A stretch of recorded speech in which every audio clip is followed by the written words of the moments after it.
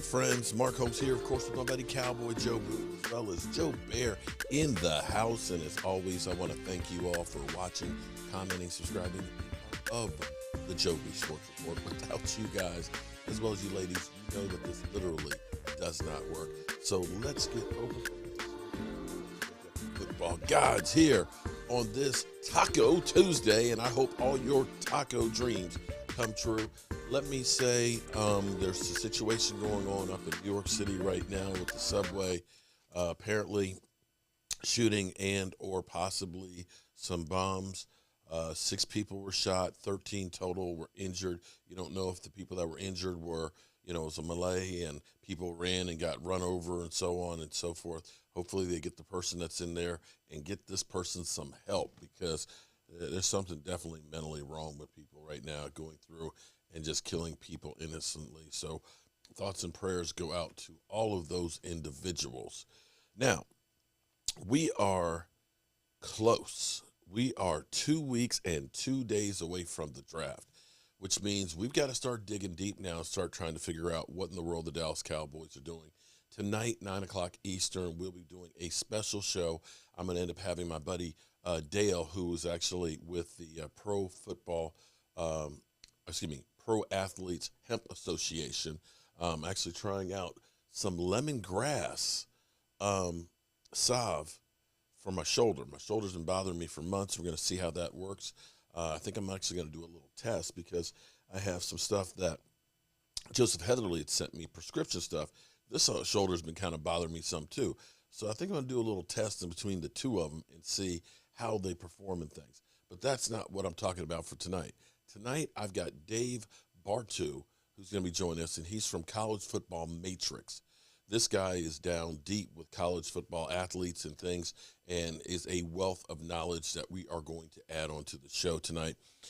He's got some interesting takes on the quarterbacks that are in the draft this year, as well as the linemen, because we definitely need linemen. I know you Dak Prescott haters will say, quarterbacks, let's draft a quarterback and just get rid of Dak, because I know that's how you guys roll. But tune in tonight, 9 o'clock Eastern, special show that we will be doing, because, again, it's getting close to the draft, and we got to handle our business. Okay, so getting kind of a preview here on the draft. The question is, what will the Dallas Cowboys do? We've seen the Cowboys in the past move up when they took Morris Claiborne and have it blow up in their face. We've seen them move back and take a center in Zach Martin, and with the extra pick, end up picking Terrence Newman. Not Terrence Newman. Jeez. Wow. Terrence Williams. Jeez. Having a brain fart. This is what happens when you start getting old. Maybe I need to talk to Dave about some stuff for my mental stability here, because I am getting old and senile. But regardless of that, the Cowboys have actually had better luck moving back in the draft. In fact, they did last year, moving back a couple of spaces, taking Micah Parsons and picking up an extra third-round pick. And that third-round pick they used to get Goldston, who was a role player that you look to say, okay, he did pretty good as a rookie. Let's get him some more experience and get him out there. So that, from a standpoint, you got to say that was a winner chicken dinner.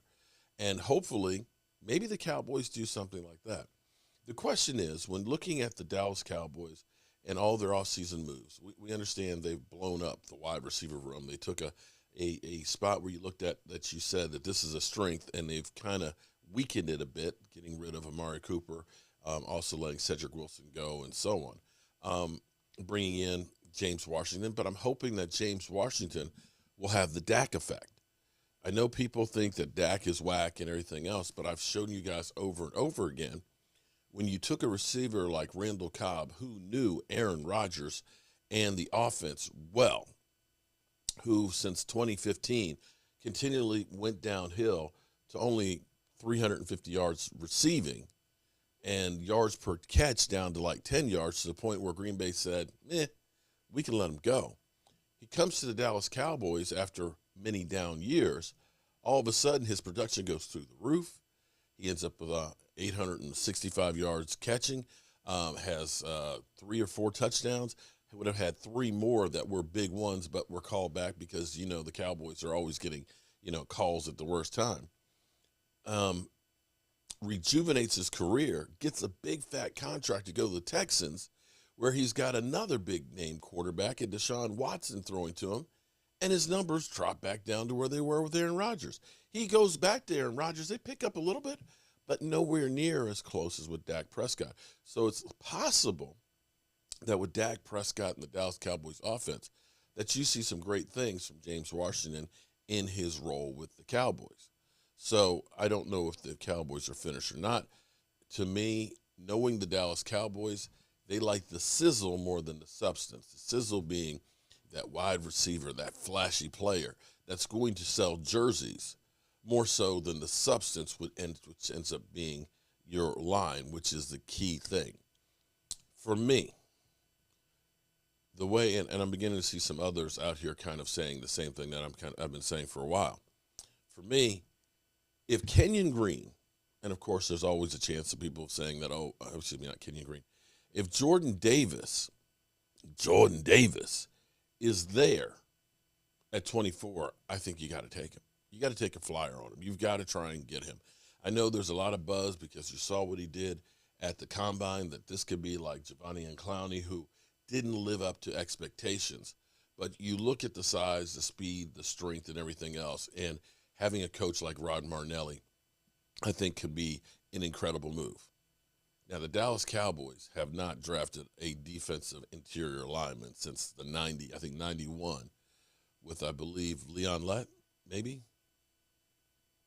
I think it was Leon Lett, 91. It's not something they believe in. In fact, they don't usually draft interior defensive linemen until at the soonest third or fourth, and more likely towards the sixth round. If Kenyon Green's not there and the opportunity presents itself, my mind is if you can move back a little bit, it would end up behooving you. Because we believe that this draft is full of offensive linemen, defensive linemen, and wide receivers, that there's really not a lot of guys that you look up and say, this is a generational talent, exception of maybe Jordan Davis. You don't look and say, this is a great draft to move up. Now, here's what I will say, though. This is going to be interesting, and this is where I'm going to tie it in with Dave tonight. Dave, I had a great conversation with him yesterday, and he was talking about the quarterbacks and how they've done their ratings and things on them. Most of your experts have said this quarterback class stinks. Dave, on the other hand, believes that actually it's a lot better than what you think, and thinks that some teams may end up lucking out with some of these quarterbacks drafted in the second round. What you may have is somebody looking and saying, you know, Cowboys, I'd like to jump up there and grab this quarterback. And, you know, because they need one and take a flyer on them. You look at, say, giving up a first-round draft pick, late first-round draft pick and, a third-round pick. That's not a lot to go ahead and take a flyer on a quarterback in comparison to what we've seen people have to do to try and get a quarterback. And the reality is, just because you're drafted number one as a quarterback doesn't really mean a lot. You can look at Jared Goff. You can look at Paxton Lynch. You can look at Carson Wentz. All those guys were first-round draft picks. And not great. And here it is, little old Dak Prescott was a fourth-rounder who Dave actually said he gave Dak Prescott a first-round grade. Well, it's kind of interesting to say the least. So we'll have that conversation tonight. If that presents itself and you have an opportunity to trade back, and let's say, you move back from 24 to, 28, 29, and you pick up that extra third-round draft pick, now you're playing with house money, because I still believe that you can get your Kenyon Green. And see, again, here's another one of those Cowboy isms.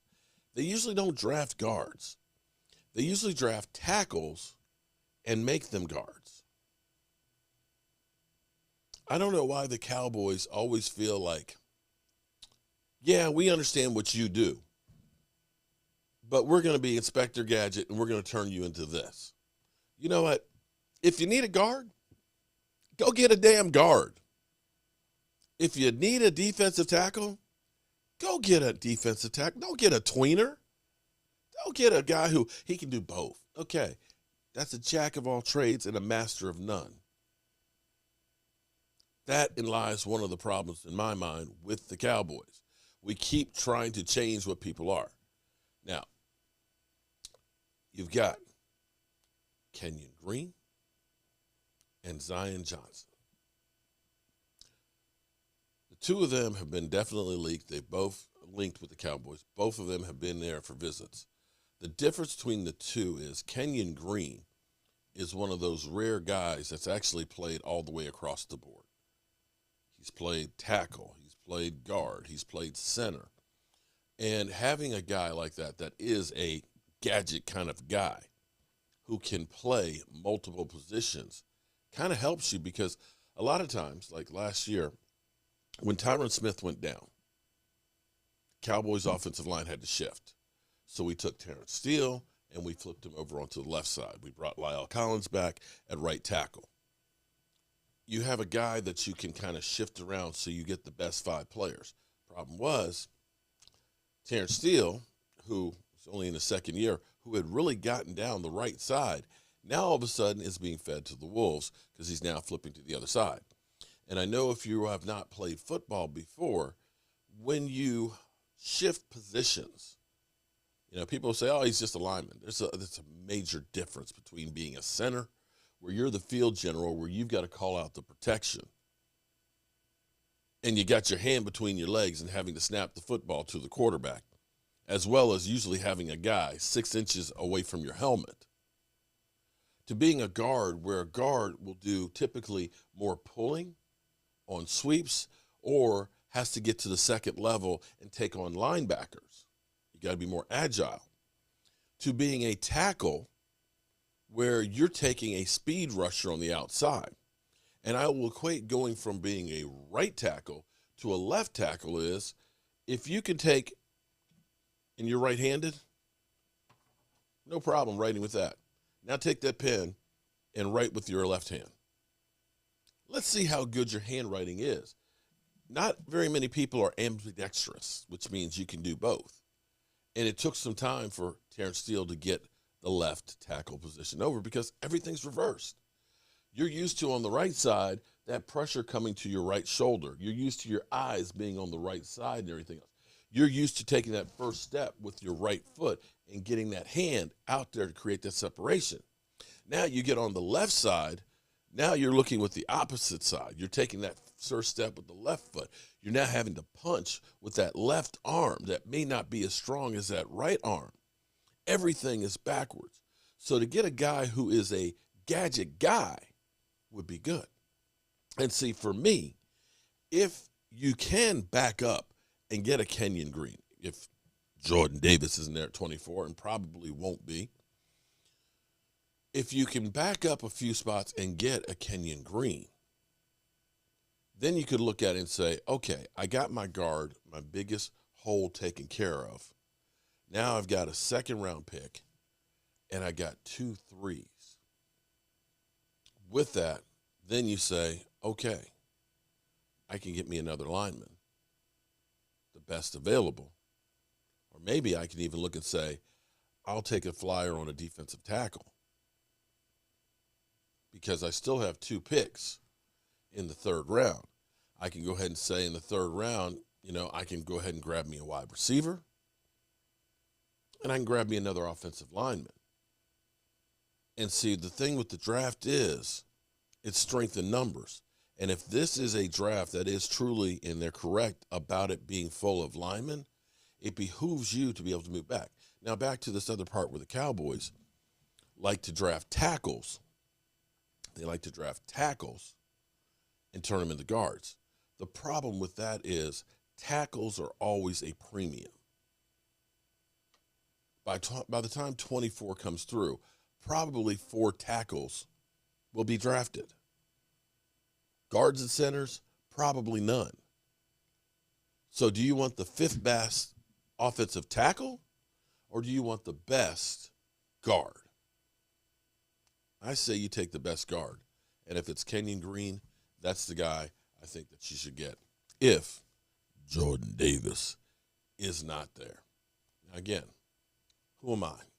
I'm just a guy broadcasting to you from his basement.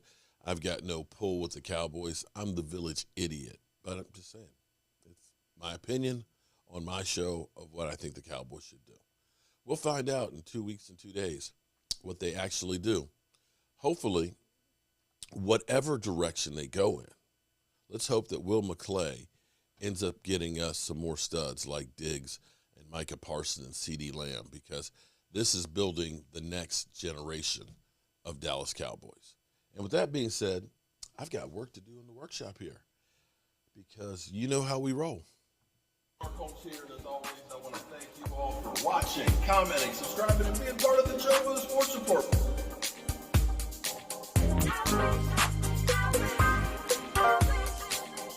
You did one hell of a job, and the only thing else I got to say is,